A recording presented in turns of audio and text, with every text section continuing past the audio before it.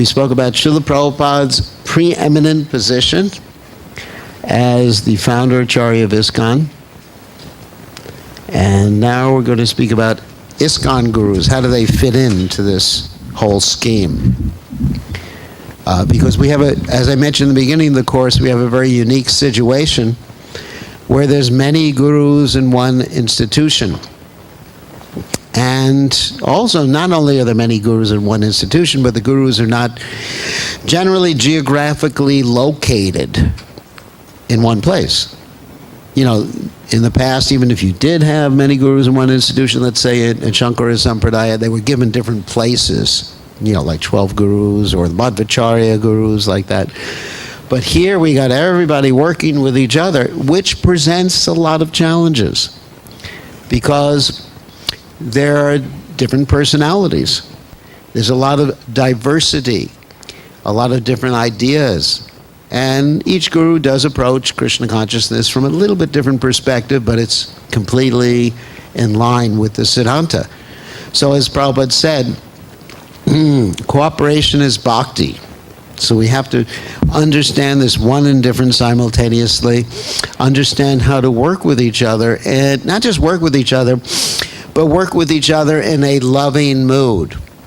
As Rupa Goswami says in the Upadeshamrita, Dadati pratigunati guyamakyati prachati bhungte bhojyate chaiva. He says we should have loving relationships with each other. And these loving relationships are developed also by giving prasadam, accepting prasadam, giving gifts, accepting gifts, and revealing the mind in confidence. This is from the Upadeshamrita by Srila Rupa Goswami. So Srila Prabhupada instructed us that one of the main purposes of the leadership of ISKCON was to discuss something called unity in diversity. And that means we're all diverse, we're all different, but we're all working for the same goal. And how to bring that about. And not only does this apply to the whole guru scenario, but applies to all aspects of life. Because as we see in every, not only religious institution, political institution, wherever, some people are more conservative and some people are more liberal. I mean, in India, I'm sure you have that in the politics. In America, I can't tell what's happening with the politics in America, so don't even ask me a question. I can't tell whether the president's liberal, conservative, or from what planet. So you have this diversity. So how to get everybody working together for the common goal? That's a challenge. So let's read from a quote by Prabhupada from the Srimad Bhagavatam. We should therefore live in such a way that we keep ourselves always healthy and strong in mind and intelligence so that we can distinguish the goal of life from a life full of problems. Actually, there's no problems. Everything's just a challenge in life. You know, if we look at problems, then we see problems. If we look at challenges and opportunities, that's what we see. So we should always focus on the goal, and then we can work together. A thoughtful man must act in this way, learning to distinguish right from wrong, and thus attain the goal of life. So here is the structure of the International Society for Krishna Consciousness. Now, most of us are averse to institutions. Now, some of you, if not most of you, have to work in institutions during the day, right? Some of you may work for Microsoft, some of you may work for Cisco, some of you may work for Deutsche Bank, you know, so many different institutions. But it's not all day long. When you go home, it's not an institution anymore, is it? You go home, you say, well, welcome to the institution of marriage. In that sense, it's an institution. But most of us don't want to live in an organization all day long. But we need organizations. Why do we need organizations? This is easy. To be organized. That was an easy one. Because unless you do that, you can't carry out a mission. You know, Microsoft has a mission. Google has a mission to take over your life. Just like I have to chant "Okay Google" more times than I chant Hare Krishna every day. I have this little Google thing, Google Home Mini. You've heard of it before? Okay, what's the weather? The weather. Chant Hare Krishna. I can't understand that. Anyway, I tried it. It didn't work.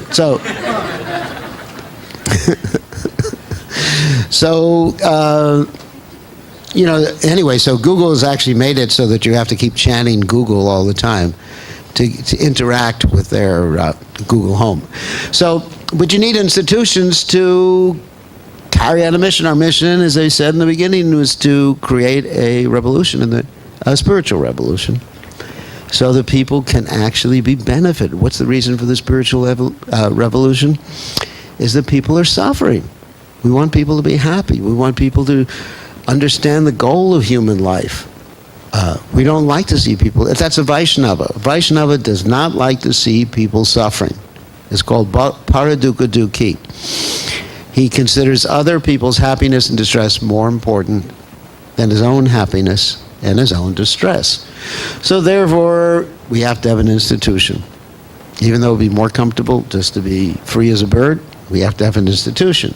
And so Srila Prabhupada wanted this. His spiritual master wanted it. But in the case of the spiritual master of Srila Prabhupada, Srila Bhakti Siddhanta Saraswati Thakur, his disciples did not really carry out that institution. They tried to appoint an acharya, someone to be in charge, a big boss, a dictatorship. And that really won't work in an institution. It works when you have the original founder there, then he can tie everything in together. But after the founder passes away, you have to have some sort of setup so things remain cohesive together. So this is ISKCON, and there are faults in ISKCON. We've had problems in ISKCON, but you need it to carry out the mission. Without it, you can't do it. So Srila Prabhupada, so here's Srila Prabhupada at the top. Then we have something called the GBC. That sounds intriguing. That's the Governing Body Commission, a group of right now it's about 35, 36 people, depending on who's retiring and when. I'm a member of the GBC, and it's we meet at least twice a year internationally, once or twice a year in North America, in Europe. We have other meetings, and we discuss general items of strategy in the Krishna consciousness movement.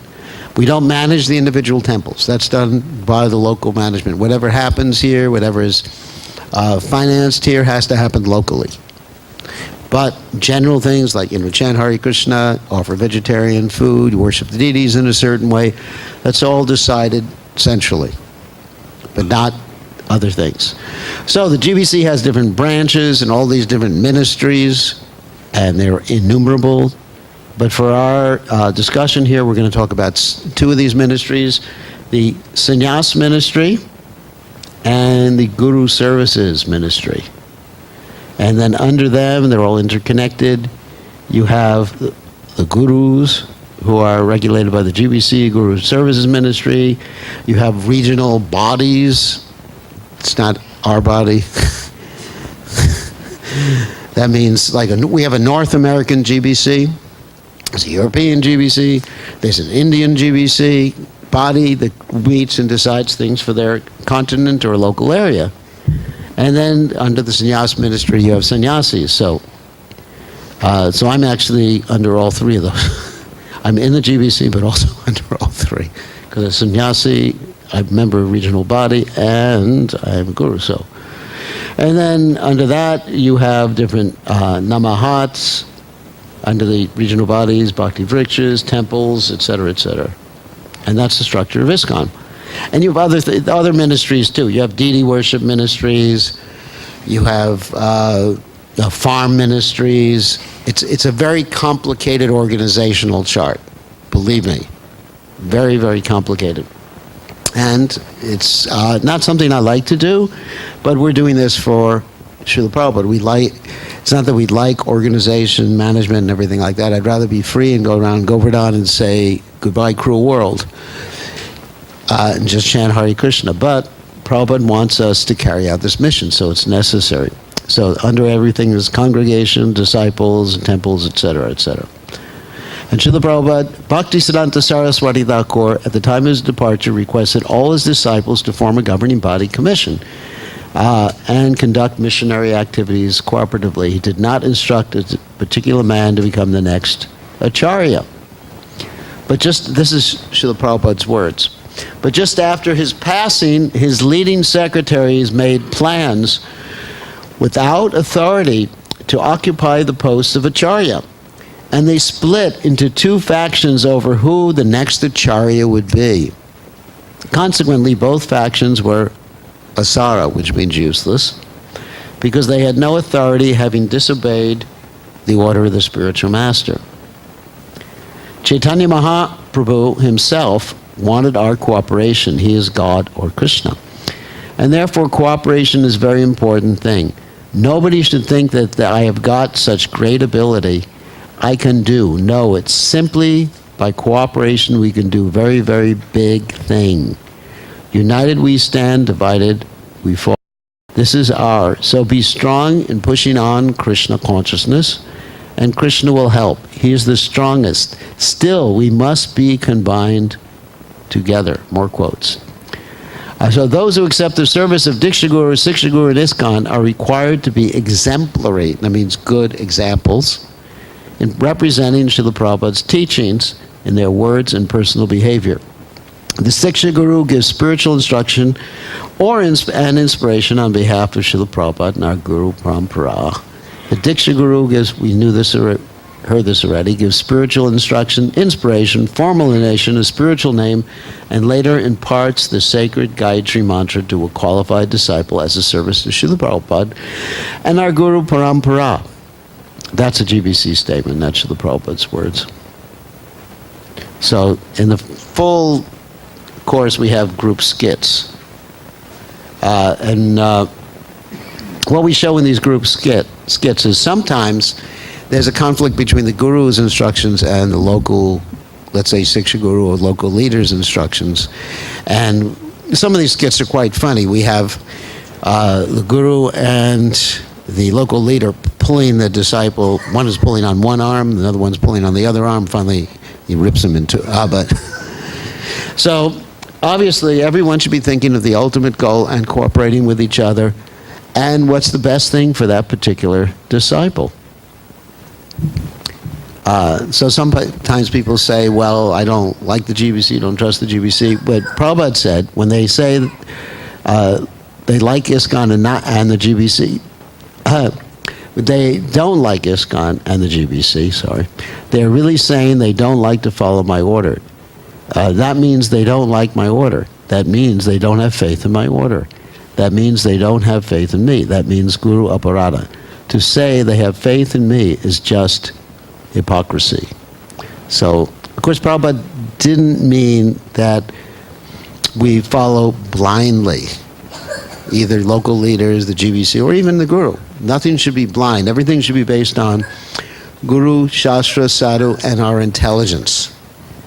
You know, if your Guru says, smoke marijuana, Hare Krishna, then you have to have intelligence.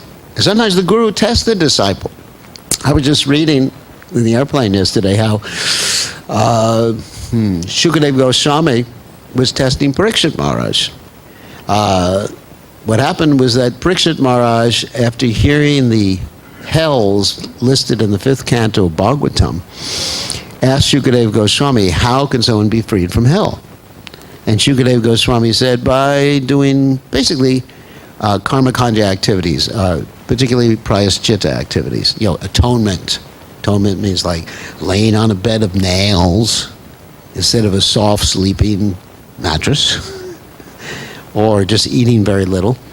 And Parikshit Maharaj said, I don't accept that instruction, Guru Maharaj. Basically, he said that because it doesn't work, because someone still has the desire. So the Guru was very happy that the disciple passed the test by seeing that the Guru was just giving him a test. So sometimes the Guru will give a test. So one should not follow blindly. One has the ability to ask the Guru or even question the Guru with etiquette. Better you should stick to hearing from authorized persons like your spiritual master or experienced godbrother, but never try to hear from someone who is not in our line. It is simply a waste of time to hear and then again have to rectify the mistake. In other words, we're followers of Prabhupada, so Prabhupada has presented the philosophy, the teachings, and the practices to us, and there may be many other pure devotees around the world in different religions or even different branches of the sampradaya or different sampradayas, but we have our particular branch. And that's how we stick. And Krishna appreciates that. It's not that we just pick and choose what we want from different sampradayas, what appeals to us. We've joined this particular sampradaya. Another quote from Prabhupada. I have now issued orders that all my disciples should avoid, all my godbrothers, they should not have any dealings with them or even correspondence, nor should they give. This is a time when there was actually a lot of friction, and some of the godbrothers were reinitiating some of Prabhupada's disciples. Some of them didn't even let letters from Prabhupada go to his disciples when they were in India. And so Prabhupada was very strict with this particular point. But we have to observe etiquette. Someone may come to our temple, he may be treated as a guest. If he comes to our temple, give him prasadam, honor him as an elder Vaishnava. But he cannot speak or lecture. If he wants to lecture, you can tell him that there's already another speaker scheduled. That's all. If a disciple, thinking himself, this is from Prabhupada, again, more advanced than his spiritual master, gives up his order and acts independently, he checks his own spiritual progress. Every disciple must consider himself completely unaware of the science of Krishna and must always be ready to carry out the orders of a spiritual master, become competent in Krishna consciousness. A disciple should always remain a fool before his spiritual master. Doesn't mean a disciple should act like a fool, but he should consider, my spiritual master knows what's best for me. Not that, why did you act so foolishly, my dear disciple? Because I'm supposed to act like a fool, my dear Guru. ISKCON Gurus are servants of His Divine Grace, Srila Prabhupada, not independent from Srila Prabhupada, and we cooperate with each other and we cooperate with the management structure. It's a very complicated thing. It sounds easy, but there's all these different branches of ISKCON that we have to cooperate with. And cooperation should be done in a cooperative spirit, not just that I have to cooperate with you, but I don't want to. This should be based on loving relationships, because everyone is trying their best in different ways to please Srila Prabhupada in the ISKCON society. So this next one is called Unity, establishing a relationship with a guru. So these are the questions we heard before. And there's establishing a relationship with a guru. Pada ashraya means taking shelter of the guru. Selection of the guru. And the initiation vows. So there's taking shelter of the Guru. And of course, we all know this verse, Yasya Devi Parabhaktiri Tat Devi Tata Guru Tashaite Katitari Arta Prakashante Mahatmana. One who has implicit faith unto those great souls who have implicit faith in both the Lord and the spiritual master, everything is revealed. All the imports of the Vedic literature are automatically revealed to one. Of course, you still have to read Prabhupada's books. It's not that you say, I have implicit faith, but having implicit faith means you have faith in Prabhupada's instructions to read his books, too. So, as Prabhupada is the founder Acharya, which we discussed before, and the preeminent teacher and the ultimate authority within our society, and he has a unique relationship with every single devotee. In other words, everyone has a personal relationship with Prabhupada. Like you have a personal relationship with your grandfather or great-grandfather. You have that right. And Prabhupada appears to many devotees in their dreams, whether they're initiated by Prabhupada or not initiated by Prabhupada. And some people not initiated, Prabhupada appears in the dreams. We've had that happen many times with devotees who never took initiation, that Prabhupada tells them what to do. Prabhupada comes and saves them. So ISKCON devotees shall instruct new members, this is the first 6 months, to take shelter of Prabhupada. And ISKCON members always have the right to choose who and from where and what they want to accept initiation. In other words, should not be any canvassing. We hear this sometimes, and this actually divides our society. where you have devotees say, this guru is the best, and anybody who takes initiation from anyone else is having less than the best, or they're not going back to Godhead, or my guru is a Nityasiddha devotee, your guru is not even a Siddha. You hear this sometimes, and then different devotees will just form these different guru groups. And I personally am very much against these different guru groups. For example, I was just in Slovenia, which is in Europe, and the devotees asked me if I wanted to have a disciple meeting. I have about 20-something disciples there. And I said, no, I don't want a disciple meeting. If anyone wants to meet with me, they all come. I want to treat everyone equally. Because as soon as you start with this separatist type mood, that, this is my guru, my group, my Sangha, this is Sangha's only for disciples of, such as Sai Baba, whatever, then at that point, maybe. So at that point, you're actually acting against what Srila Prabhupada wanted, because Prabhupada wanted us all to be just one family. I mean, do you consider when you meet with your family that, he, even though he's your uncle, he's my uncle, I'm not going to talk to you? No, your cousin brother, right? Isn't that the standard system in India? That even if you're in the same village, you're like brothers, isn't it? This is my brother, this is my sister. Sometimes when I first came to Krishna consciousness, people would introduce me. He's my brother, he's my brother. How many children did your father have? Phew, he's a Prajapati. And so then I understood. I said, what do you mean? I said, well, we're from the same village, so we're all brothers and sisters, Then I understand that their father didn't have such a big family.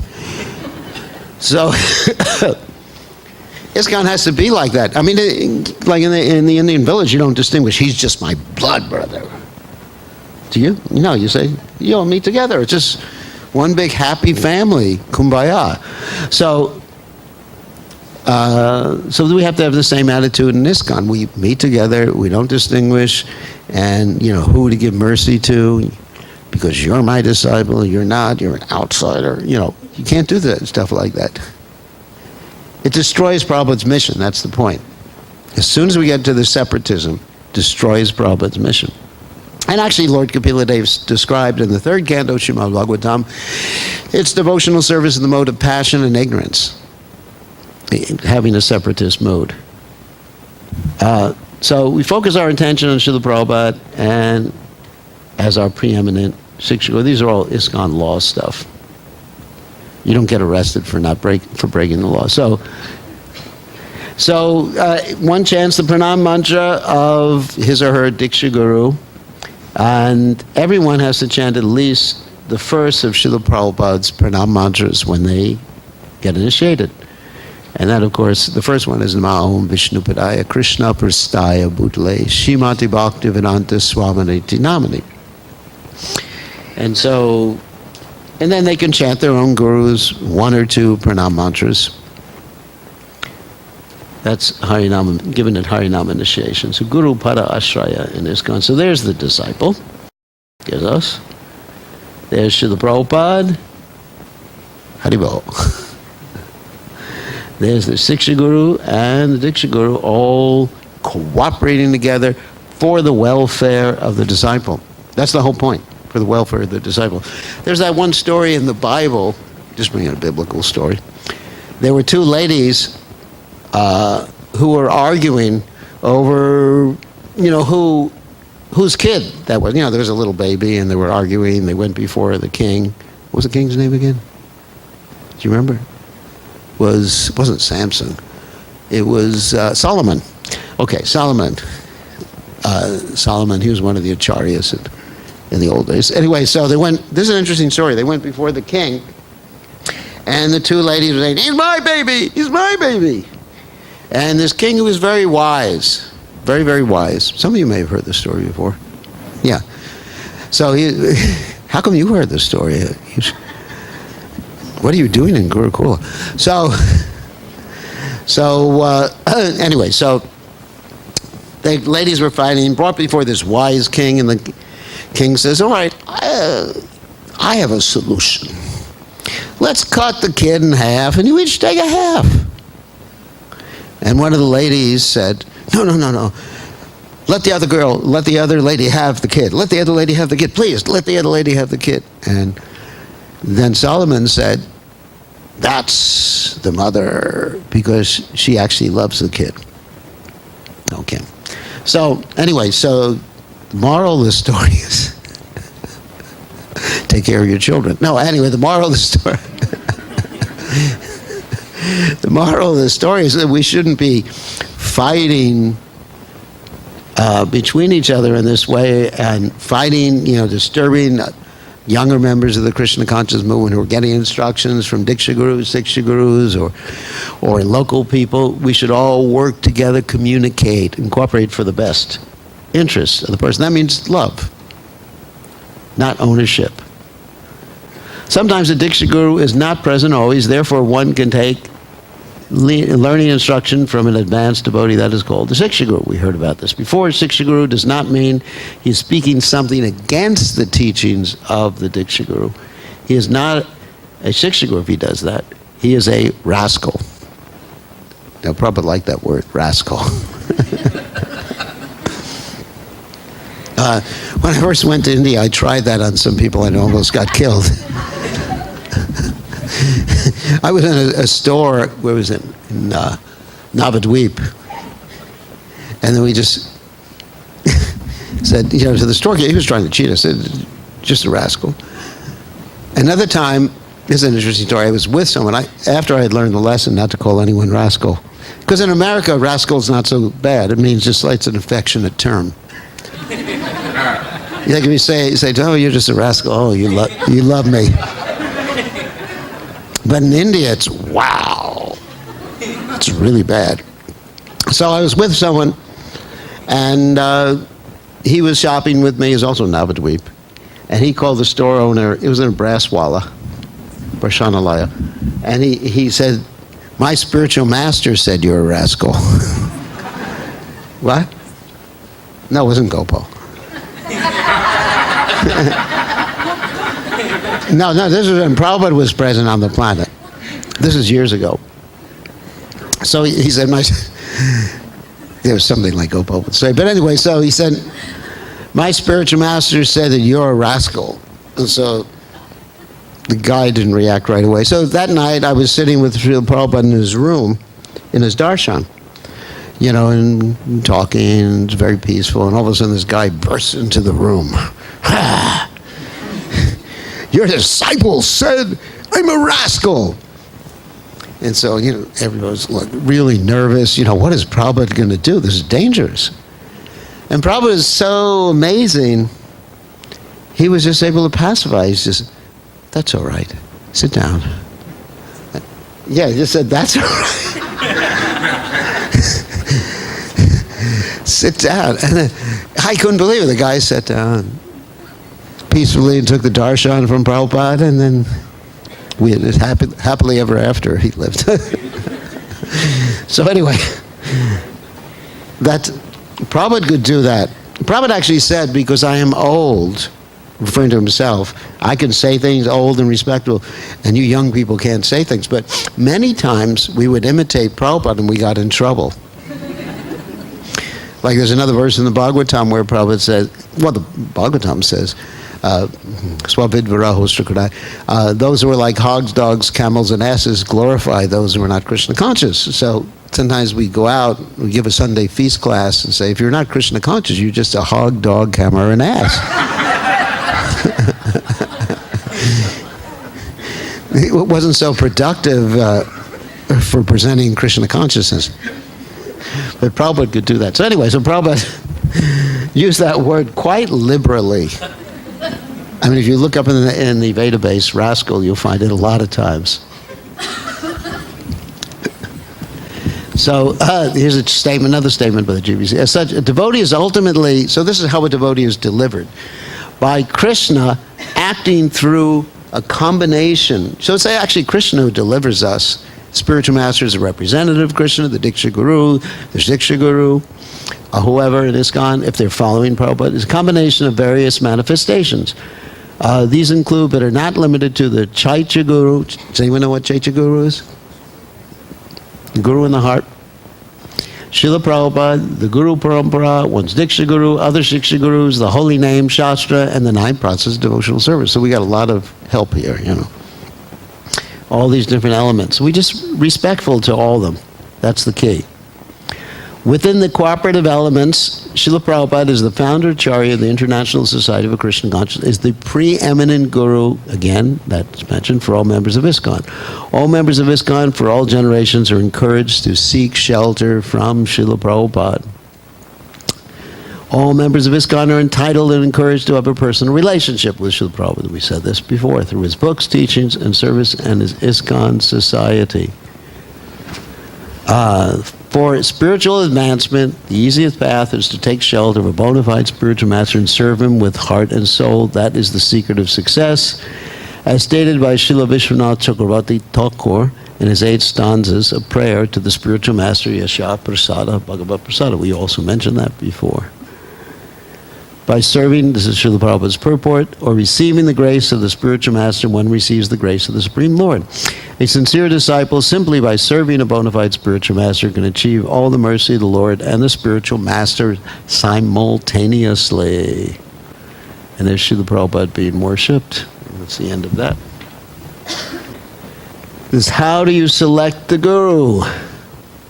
And it's not simply by that process that I mentioned before, eating me or flipping a coin or something like that. And the first thing is one has to be aware of the qualities of the guru. You have to have time to examine.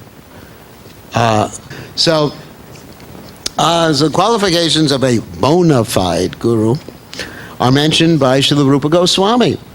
These are external qualifications, obviously. Vacho Vegam, Manasakroda Vegam, Jiva Vegam, Udurapashta Vegam, Etan Vegan, Yova Shahita, Dira, Sarvam Apimam Pritivam Sasha Shat. So what this is that a bona fide spiritual master must be able to tolerate the urges that come from the body and mind, such as the actions of anger, the urges of the tongue, belly, genitals, and then such a person can make disciples all over the world. Let's give the example of the tongue.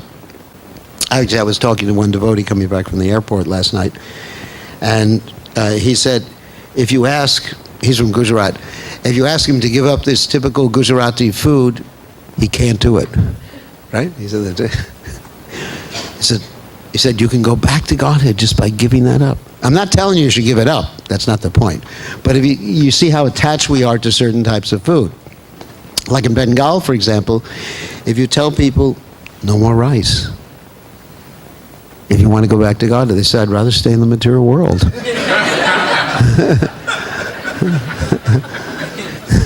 Isn't it? If you say, just have to do one thing, give up rice, they won't do it.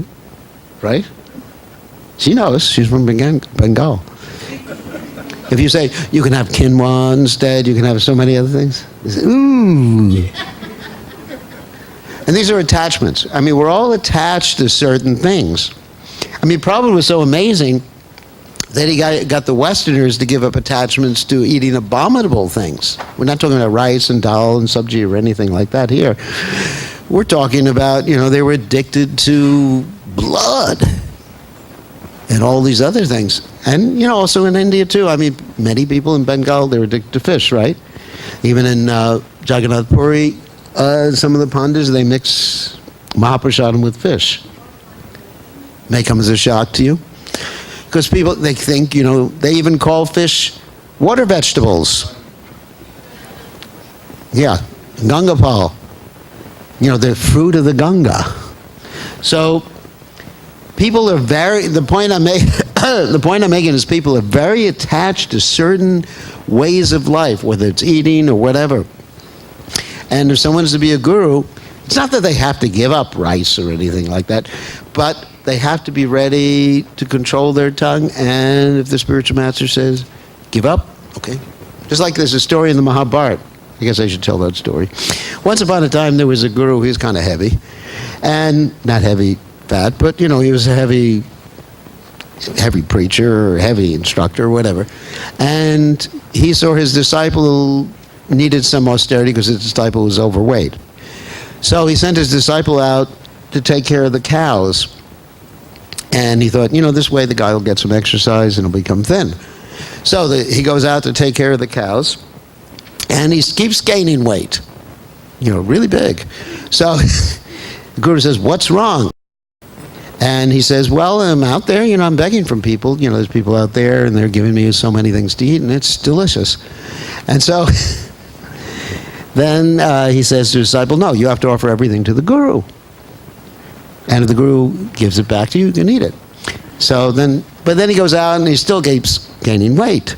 And the Guru says, what are you eating now? He says, well, I beg and I give you everything, but then I beg again for myself. So he says, the Guru's saying, no, every time you beg, you have to do it. So then the disciple is thinking, what am I going to do? So he goes out and he still gets fat. And the Guru says, what are you doing? He says, I'm drinking the milk from the cows. And the Guru says, no, that's meant for the calves. So, he says, yes, Guru Maharaj. And then he goes out again. And he still keeps getting fat. He says, the Guru says, what are you doing now? And the disciple says, I'm taking the foam, the cows are drinking from the teats of the calves are drinking from the teats of the cow, and there's foam coming out, and he's just going around. He's really hungry. When you get real hungry, you can eat anything. So, and the Guru says, no eating without my permission. So this poor disciple, he goes to the woods again, and he's so hungry. He's a young man, and he just sees some trees, and he just grabs the leaves and throws them into his mouth. And these leaves are poisonous. And so he gets blinded, and he falls into a ditch. And the Guru gets worried, sends his disciples out, finds him in the ditch, and the Guru, instead of taking him out of the ditch, nice Guru, training, says, pray to the Ashvini Kumaras, the heavenly doctors, and they'll help you. So he prays. He's in the bottom of the ditch. The Ashvini Kumaras come and they say, okay, here's some cake. If you eat it, you'll get your eyes back again. And so he passes the test. He says, no, without my Guru's permission, I'm not even going to eat this medicine cake. And the Ashvini Kumaras bless him. He gets blessed by the Guru, and he becomes Krishna conscious. He lives happily ever after. Anyway, so that's a disciple test. What to speak of a Guru test? The Guru has to be ready. Jai Shri Shri Radhagolokananda. The Guru has to be ready to drop anything if he feels that Krishna doesn't want it, and accept anything if he thinks that Krishna wants it. Those are the first two principles of Sharanagati. Anyone's heard of Sharanagati before? It means surrender. First two principles: accept everything favorable, reject everything unfavorable. So therefore, that's what it means. The Guru tolerates this. Just like, you're talking about actions of anger. Sometimes everyone gets angry at a particular time, isn't it? You're driving a car, someone cuts you off. What do you want to do? Road rage. You know what road rage is? Get out of the car, at least push the horn down. In India, it doesn't matter because you got to keep the horn down all the time. Nobody will pay any attention. It's just one time, the devotees were in a car with Prabhupada. The horn didn't work, so he had them take a metal plate and keep hitting it with a spoon. So you really want to do something. Someone makes you angry, but then you just have to think: is this going to be pleasing to Krishna or not? Listen, if it's not, okay, not going to do anything. But if it is, then you do something. So that's what it means, controlling the urge of the tongue. We speak when it's pleasing to Krishna, belly, genitals, and then that's a basic prerequisite for being a guru. One of the prerequisites, it's not all in all. You have to know about Krishna too. Can't just control all these things. Here's more qualifications. Tad viganartam sa gurum eva avigachet samit panish rotrium ramanishtam. And so, translation of that is to understand these things properly, one must humbly approach with fire, wood in hand. That means humble. A spiritual master who is learned in the Vedas and who's firmly devoted to the absolute truth. What this actually means is that the spiritual master must be a servant of his spiritual master. Samit Pani Shrotriyam Brahmanishtam. Must have heard from his spiritual master nicely. Prabhupada said, I can speak nicely, referring to himself, of course, because he has heard nicely. Must never fall down from the standard of devotional service, no deviation, and must always think, I'm a servant of a servant of a servant of the Lord. Gopi Bharata Parakama Dasa Dasa Dasanu Dasa. These are very important qualifications. If one thinks, as we mentioned before, he's guru, then he's guru. Achar, prachar, I think you all know these words. Namera kara dvikar, tumi sarva guru tumi, jagatera ar.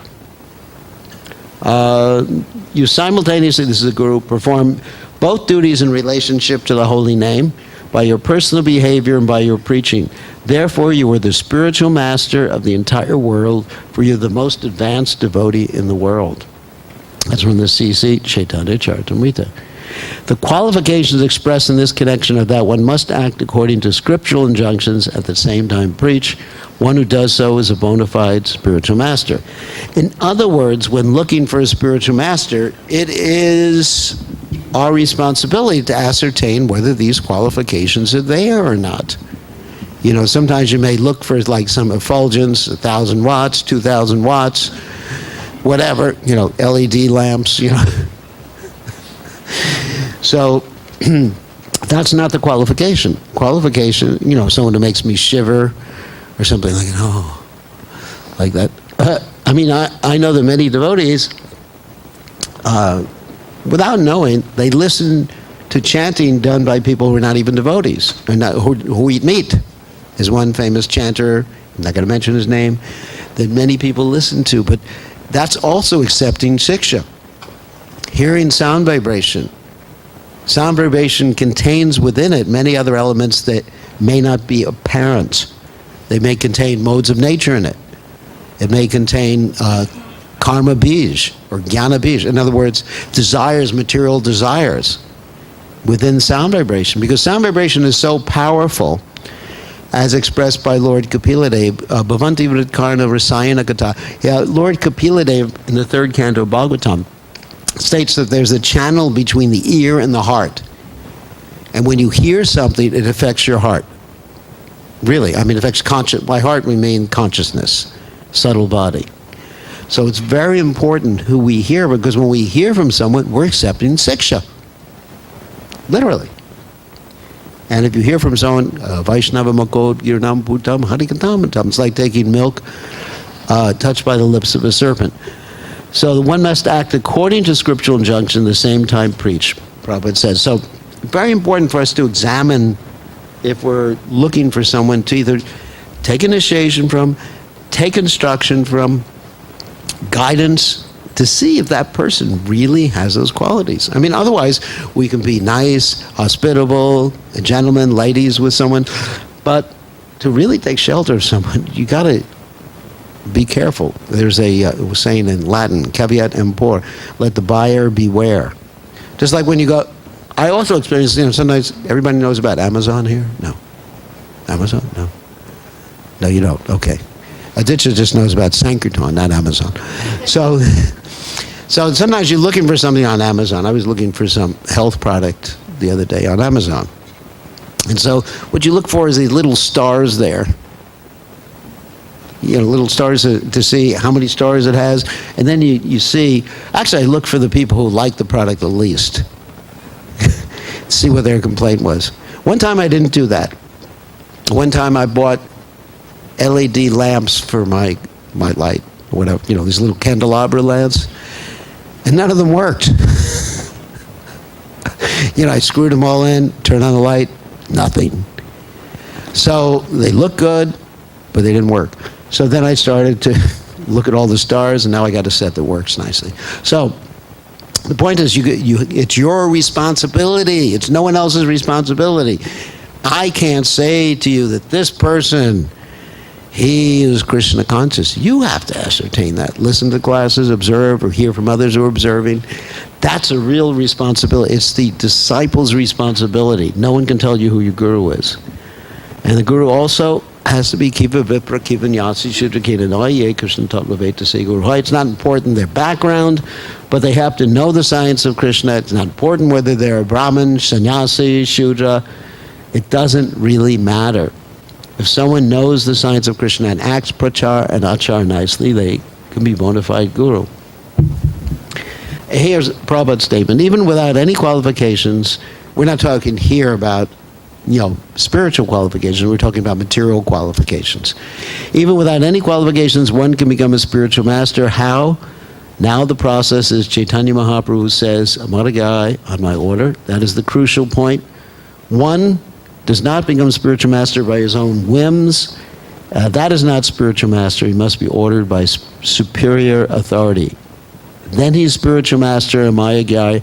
Just like in our case, our superior authority, our spiritual master, he ordered me that you just try to preach the gospel, whatever you have learned from me in English.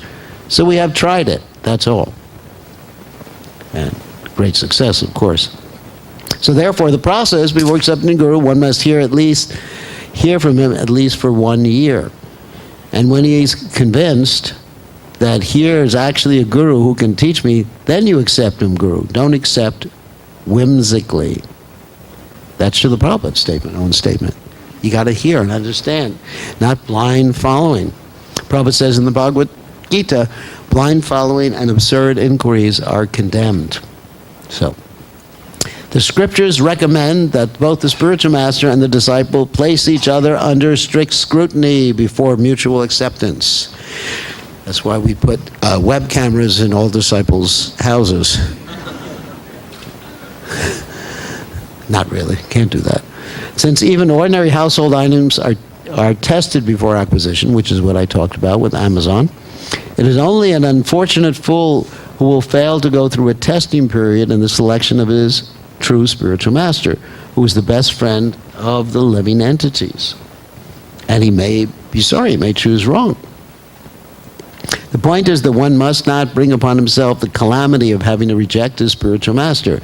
If one is prudent, he can avoid such a situation. That's from the Harinam Chintamani. That's Bhaktivinoda Thakur's work. So here's the ISKCON direction. Let's not say law. It is the personal responsibility of candidates for initiation to correctly choose by the exercise of their own intelligence a particular devotee as spiritual master. Candidates for initiation should accept initiation from a spiritual master only after having firm and mature faith in that devotee and in his ability to take them back to Godhead. I mean, there's many different standards. First of all, you got to see if he's actually qualified. Secondly, you have to see if the relation fits. In other words, if you're going to be able to get instruction from him, not only, it's not only his qualification, but it's also whether it works. Sadhu, Shastra, and Guru are the authoritative references to apply in ascertaining the level of advancement of a devotee. But we don't analyze to such an extent that we say, oh, my guru is only on the level of Nishta, my guru is on the level of Bhav. You can only tell someone's level of advancement externally up to Nishta. Beyond that, you don't know. Because Nishta, what does Nishta mean? Steadiness, 24 hours a day, 24/7. That you can tell. But you can't tell whether someone's experiencing bhava. Like one time someone asked Prabhupada a question, do you ever experience intense separation from your spiritual master? And Prabhupada said, that question you don't need to ask. So in other words, you don't delve into those private matters. If someone is actually experiencing the higher levels of devotional service, they won't talk about it. They won't say, I saw Krishna last night. Krishna kissed me. And I kissed him back. And I was in my gopi form. No, actually, if someone says that, they're not qualified. I mean, when Prabhupada once in a while exhibited like extreme symptoms of ecstasy, then Prabhupada basically said to the devotees, basically, excuse me, I don't do it. Was by uncontrollable. Prabhupada couldn't control it at that point. It happened 2 or 3 times. So a devotee, a pure devotee, doesn't go around exhibiting ecstatic emotions. Receive an official ISKCON Guru approval signifies the devotee has successfully completed the authorization process set forth in ISKCON law, and that the judgment of senior devotees, the candidate measures up to the standards and guidelines given in ISKCON law. However, just becoming approved to be a guru in ISKCON doesn't mean that you're actually on that level. It just means you have some minimum requirements, because we're not rubber stamping. Prabhupada said you can't rubber stamp a guru that he's a pure devotee. I remember one time, one devotee was approved to be a guru in ISKCON. Another devotee said, when did he get his pure devotee initiation? And I asked him, I said, if there is such an initiation, I want it too. No, you know, you can be approved to do something, but sometimes you may not be qualified. We've seen people approved for different, even in the business world, sometimes you're given a position. What is that rule called? That you rise to the highest level of your incompetence? What is the rule? Peter Principle, yeah. So it's true. In the business world, you see that. You keep promoting someone up and up and up, and then that's their level of incompetence. So it's not because someone has a position that they're qualified. You have to ascertain yourself. It's the prospective disciple's responsibility. Such approval is, as I said, not automatically to be taken as a statement about the degree of God realization of the approved guru, and is not intended to replace the intelligent discrimination of the candidate. So we're not going to do this exercise. So this is just a sharing exercise that we do when we have more days to do this particular process. In the group, they read and discuss steps for selecting the guru, and perform a role play showing inappropriate reasons and steps for selecting a guru. Can anyone think of inappropriate reasons here? What are some inappropriate reasons for selecting a guru? What?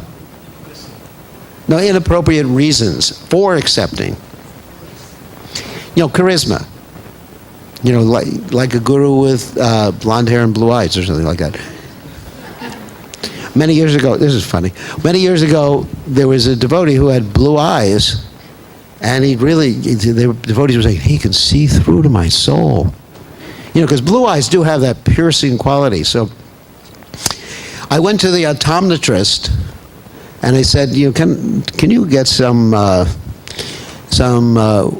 contact lenses that make my eyes blue? Jokingly, I mean, I said yes. So, that'll be very successful in the guru business. So that's, you know, we have so many different, you know, the guru, and sometimes the ladies, you know, my guru is handsome. And then, you know, when we start to have female gurus in ISKCON, my guru is pretty. Of course, I'm being a little facetious about the whole thing, but there aren't inappropriate reasons. You know, and the appropriate reasons have to be based on intelligence. You know, our emotions can mislead us. We have 2 sides of our brain, in the right hemisphere and the left hemisphere. And basically, you're supposed to use the left hemisphere for discrimination. And the right hemisphere is emotion. You need both, but, you know, moderate it. We're supposed to be doing something called buddhi yoga. What's buddhi yoga? You know? Buddhi means intelligence. Connecting to Krishna with intelligence. Emotions are there, but we should examine our emotions to see if they're actually in line with what's right and what's wrong. Because we can feel emotional about so many things. I mean, you can watch a love story. You can watch, what is that movie? Star Wars. And get really emotional. Oh, doesn't mean it's spiritual. Anyway, so there's different, does anyone have any other different wrong reasons for picking a guru?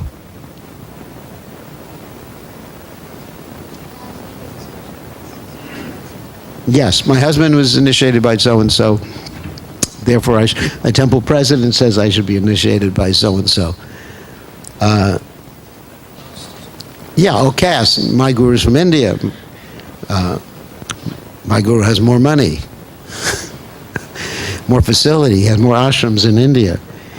My guru has a house at Govardhan. Yeah, my guru has more disciples, he's better. It's a numbers game. I mean, those are the wrong reasons. Any other wrong reasons? Oh, yeah. They were when Prabhupada first left the planet, we misunderstood Prabhupada's instructions, so they assigned different gurus for different zones from the zonal guru. Whoever was the guru in your zone, it was Krishna's arrangement that you were born in Florida or whatever, or born in California. So you just have to take it, and then you have to get a visa to go from one zone to the other, especially if you were a sannyasi like me. Then you had to, why are you in my zone without permission? Anyway, it was a time when ISKCON's unity was being threatened. Yeah. Same guru, That's guru groupism. It's your individual choice. Who is qualified and basically who resonates with you. There's also from the heart too. It's not just intelligence. Tick off everything on the list. He controls his tongue, needs plenty of quinoa.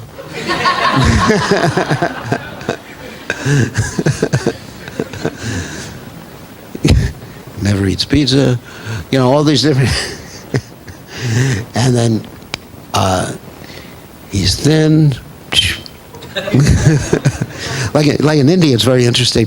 If someone's fat, they say, "You are healthy." Isn't it? You're looking very healthy. And in America, if you're overweight, you don't look so good. So sometimes they think like that. So anyway, so these are some of the wrong reasons. But it has to be a connection in the heart too. There has to be, love for the guru and desire to please the guru. Just like I said, my life, there's love for Prabhupada. It's not just like a logical thing, although there's logic there too. But it's just like, I want to please Prabhupada. Prabhupada's everything. Why? I was analyzing this the other day in class in Europe. I said, why do I love Prabhupada? And then I was thinking about that. Because one reason is because of gratefulness. Not just because he's so great. I mean, that's another thing. Someone's so great. I don't know if that's real love. But when someone does everything for you, just like you love your mother, you love your father. Why? Because of what they've done for you. And so Prabhupada did everything. He sacrificed everything for me. He gave me a reason to live. He gave me, a goal in life. And so, wow. That's basically why. So we can analyze also why we love our spiritual master. Not just because he liberates me or because, he gives me knowledge. There has to be something deeper than that. It's a personal thing. What I'm saying, it has to be something that's very personal. Even though Guru is one, the relationship has to be very personal at the same time. And then even though Prabhupada's not here, those of us who have connection with Prabhupada, which is everybody, we all have a personal relationship with Prabhupada. We can feel, we look at Prabhupada's picture, read Prabhupada's books, Prabhupada is talking to us. Okay. So that's the group exercise. It is imperative that a serious person accept a bona fide spiritual master in terms of Shastra conjunction. Srila Jiva Goswami, he's the greatest authority in philosophy of all time, advises that one not accept a spiritual master in terms of hereditary or customary social and ecclesiastical conventions. Even Chanaka Pandit says one should not accept a wife based on those things. It's interesting. Generally people want to accept a wife of the same caste or things like that. But Chanaka Pandit says if a wife is qualified, and also compatible and everything like that, then or a husband, then one can accept them. So one has to break out of social or ecclesiastical conventions. One should simply try to find a genuinely qualified spiritual master for actual advancement and spiritual understanding. We don't require a large definition. What is guru? So Vedic knowledge gives you indication, tad vignanartam, the same thing. Vignanartam, that's imperative in Sanskrit. That means it must be done. There's different expressions in Sanskrit, imperative, nominative, etc. So this is imperative. It must be done. Tadvignartam, you have to accept the Guru. If you want to know the science of spiritual life, Tadvignartam Saguru Meva Bigachet, you must approach a Guru. And who is a Guru? Guru means he's a faithful servant of God. Very simple. And that's the end of that slideshow. So let's take some questions. And we have RT coming up at 4 o'clock. And then at 4:30, we'll have a short continuation of the seminar. Questions? Rishikesh? So, Gurudev, how do you, what is it called? Future, it says, we need millions of gurus, right? Yeah. So, how are we going to implement that as we move forward? You become qualified, that's how. But yeah, Lord Chaitanya says, Maragai Guru Hoy Tore Desh. Yari Deka Tarikai Krishna Padesh. Maragai Guru Hoy Tore Desh.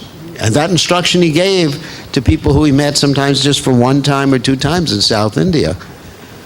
They wanted to follow him. Instead, he said, you just stay there and you become... So you should think, people should think about that. Not to become guru for the sense of, getting followers. There's danger. There's a danger when one becomes guru, people start to praise you. And as they say in the Vedic literatures, he who praises me is my enemy. Anyway, it can cause problems. Anarthas. Like if I was to go to you, Rishikesh, and just say, you're so great, you're so wonderful, you're the best devotee, and you had like 1,000 people saying that about you, you'd be ecstatic. So, one has to conquer false ego by giving all praise to Krishna and by devotion, bhakti. Like that. It's not just a mental construct, by bhakti. So that should be a goal of all of us. But I was talking about from the framework of ISKCON, because right now not anyone can accept disciples. Suppose. No, but in the future, we have things are branching out. There's going to be next generation F up, which we're going to talk about during the Sunday Feast presentation, which is part of the ISKCON Disciple course. But people should be thinking about that. Because there's different generations. The gurus pass away. Who's going to take over? What about succession? The movement has to continue. Right now you have some of us like Prabhupada disciples, but then when we're gone, it has to continue. And it has to expand. It can't just be a few gurus, accepting like 1,000, 10,000 disciples. Even now, I'm at about over 1,000, well over 1,000. And it's, just to practically do it means you have to be on WhatsApp and Viber and Facebook Messenger 24 hours a day. Have the computer connected to you, to your body, basically, to do it properly. Isn't it? Or use artificial intelligence. I'll have to train up Google Mini to do it for me. So, becoming guru means that, someone will have 2, 3, 4, 5, 6, 10 disciples. Traditional, but work within a society. Or some people have more, but now, the system we have now of, people like myself traveling all over the world and, it's not practical in the long term. Long term, it has to be local people, and the guru is seen as someone who's training you up, your friend in Krishna consciousness. It can't be like superstar type of stuff. Anyway, what we have right now is more or less like superstar type of stuff because you're dealing with the initial followers of Srila Prabhupada, this first generation from Srila Prabhupada. But after that, I think things will tend to normalize. And like even traditionally in the Vedic system, the husband would give the wife initiation. So I don't know if that'll be instituted in the future, and then also we'll have female gurus in Krishna consciousness in the future. We're just in the initial stages. This is actually the bottom floor right now. We have to build the edifice or the building on top of it. So other questions? Yeah. What is achar and prachar? Okay. Achar is something you eat. Like pickles, mango pickles and You've heard about that before, isn't it? And prachar is something you give away. Anyways, no, not really. I'm just joking right now. Achar means a behavior. Like Krishna says in the Gita, yad yad acharati shreshtas tat eveturo janaha. That as a leader in society acts, other people do the same. And as much as I don't like to comment on the present political situation in America, you have certain leaders that are lying continually, and you see this actually makes its way through the rest of society, unfortunately. When a leader lies and cheats and everything like that, then it sort of normalizes bad behavior. Well, he did it, why not me? So that's achar. And prachar means to speak. So a bona fide guru must be able to speak nicely about Krishna and also act in terms of the Vedic conjunctions, both things. Prachar and achar. Someone who simply speaks nicely without acting nicely, he's a hypocrite. Someone who acts nicely without speaking, then I guess he's a bhajananandi. Then he shouldn't be preaching or be a guru. He should just be by himself at Govardhan, chant Hare Krishna, whatever. That's achar. That's just achar without prachar. So you need both. Both are required to be a guru. So, any other questions? Yes.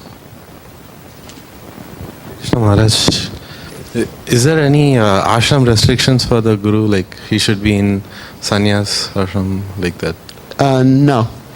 Kiva Vipra, Kiva Nyasi, Shudra Kedanaya, Krishna Tattva Veda, say Guru Hai. And in ISKCON, we have gurus who are brahmacharis, we have gurus who are grahastas, we have gurus who are sannyasis. Traditionally in the Vedic system, the gurus would usually be grahastas, as surprising as that may seem, because the grahasta would have his ashram, and the injunction in the Bhagavatam is brahmachari guru kule vasandanda gurohitam, that the brahmachari or a single person would get trained up in the village. It was a village situation. In other words, there'd be a village qualified guru. So there are no, it doesn't matter. One can, like I said, ladies can be gurus, men can be gurus,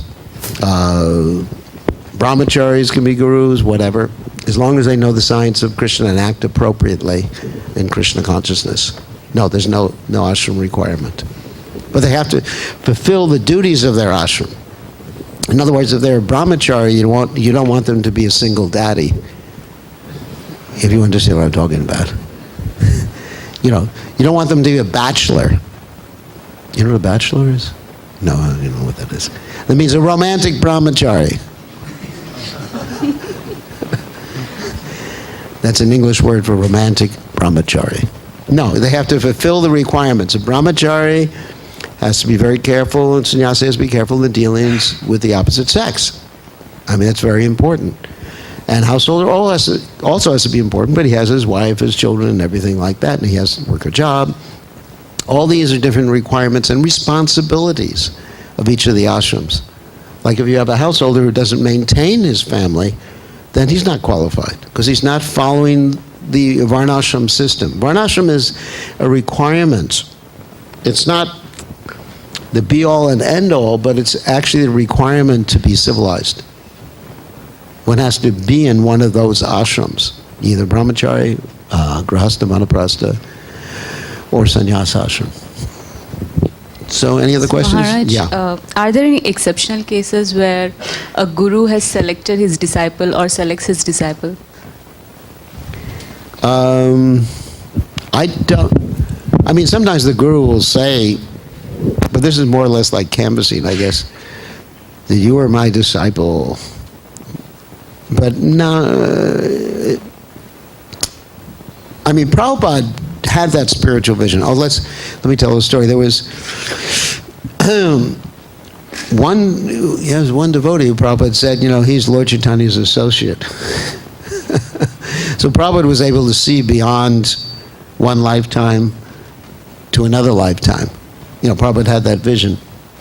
But generally the gurus, they can see, from the guru's perspective, they can actually see that there's a compatible relationship developing, yes. And, I guess at a certain point they could say, but they shouldn't say to the person, will you be my disciple? It's this, it's just like, usually usually in marriage, one person proposes. Of course, nowadays things are weird. So the guru will notice these things, but it's up to the disciple to ask the guru that, I recognize the relationship there. Would you be willing to guide me in Krishna consciousness and give me initiation? And the guru, sometimes I've seen the guru say, it's not a compatible situation. It's better you accept someone who you have more connection with. I've seen that happen, several cases. Someone who can communicate with you more. It's more practical. So it's really back and forth type of relationship. Yeah. Hare Krishna Prabhu. So you are talking about, connecting to Krishna through intelligence. Yeah. So what is that? What is the intelligence? Yeah, how do we connect? Well, that's through observation. First of all, one has to know, Prabhupada gave the example of gold. Now, there's something, in America at least, it was called fool's gold. What's the technical name of that? Pyrite. See, so intelligent. What a great soul. So pyrite is fool's gold. So what happened in America, that there was this gold rush. That means in California, everybody was going to California, and they would sell people pieces of land, and someone would say, look at the gold we found here on this land. And it was pyrite instead of real gold, and they sold the land. The person got cheated. So you have to know, if you're going to deal with gold,